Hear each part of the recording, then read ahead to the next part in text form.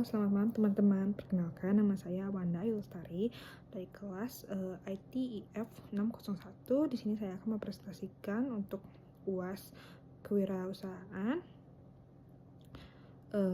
dengan dosen pengajar Pak Muhammad Ikhwan Saputra. Baik, kita mulai.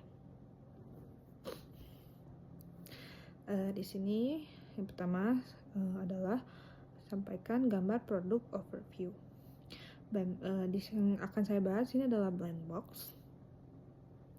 Blend Box merupakan produk inovatif dalam bentuk kemasan misterius yang berisi berbagai macam item koleksi acak, terutama berupa figur-figur unik yang merupakan bagian dari suatu seri tertentu. Konsep utama yang menjadi daya tarik produk ini adalah unsur kejutan yang disuguhkan kepada konsumen. Pembeli hanya mengetahui tema atau seri produk yang akan dibeli, namun tidak dapat memprediksi secara pasti figur mana yang akan mereka dapatkan dari dalam kemasan. Barulah setelah kemasan dibuka, konsumen bisa mengetahui item apa yang mereka peroleh. Produk ini memiliki beberapa karakteristik unik yang membedakan dari produk koleksi biasa. Pertama, adanya elemen kelangkaan atau limited edition dengan menyertakan figur khusus atau yang bisa disebut chase. Dengan rasio kemunculan yang sangat rendah, misalnya satu figur langka di setiap 100 atau 1000 kemasan.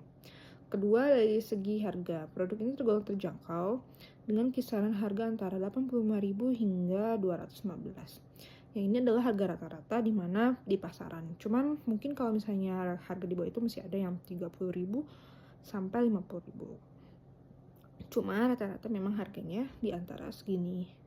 Bisa juga lebih mahal. Tergantung pada tingkat kerumitan dan kualitas produk.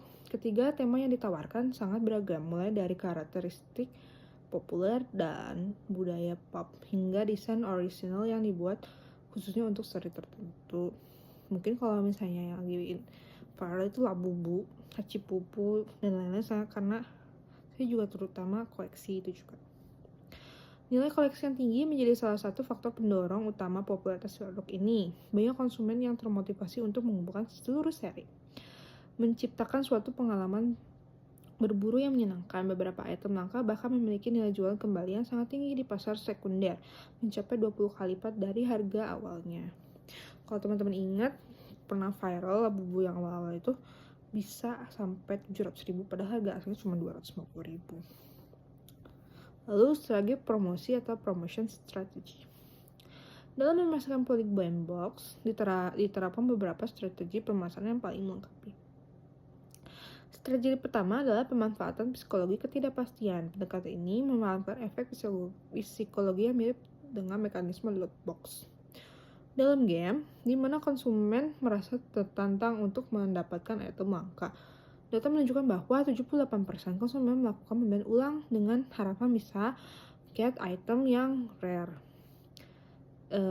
that they want atau yang diinginkan.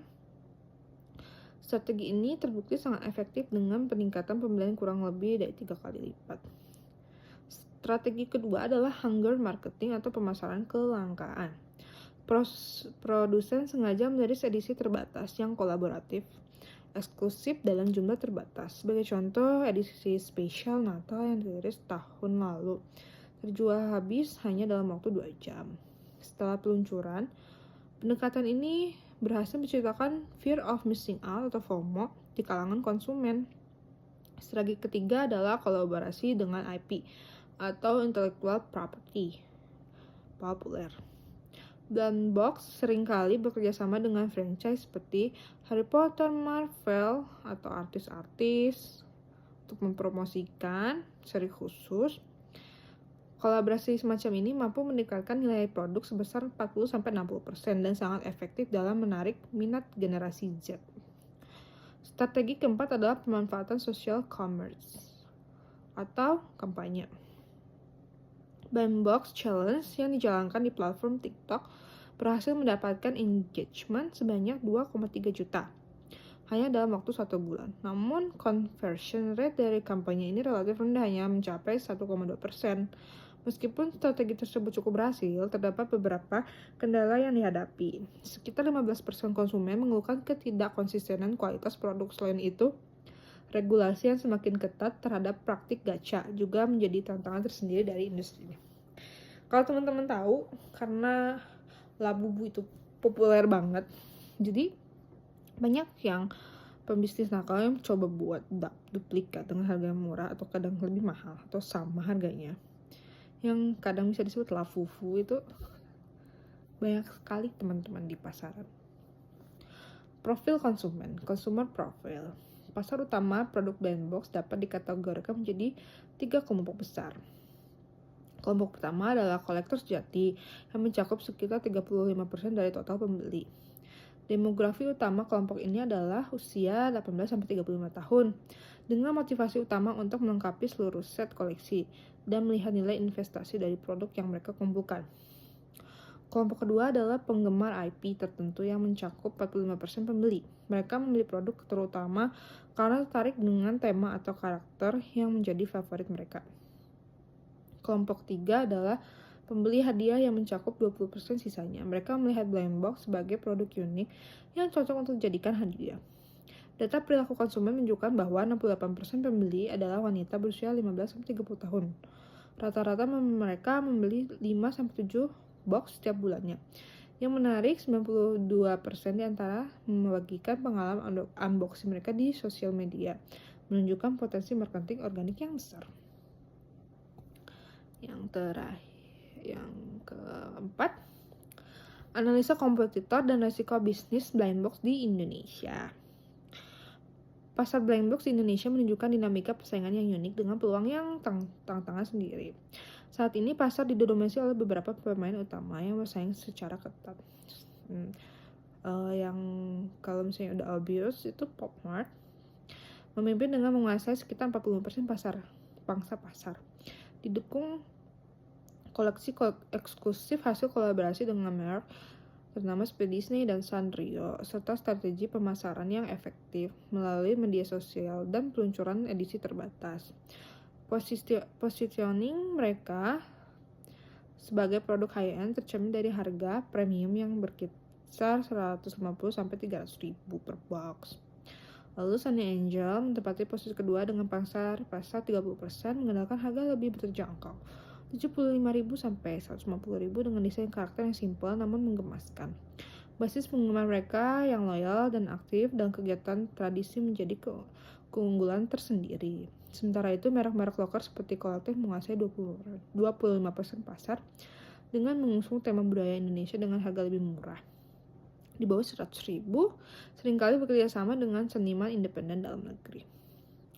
Lalu persaingan semakin ketat dengan masuknya merek internasional baru seperti Tokidoki dan Funko Pop, serta berkembangnya pasar sekunder di mana kolektor menjual figur langka dengan harga tinggi melalui e-commerce.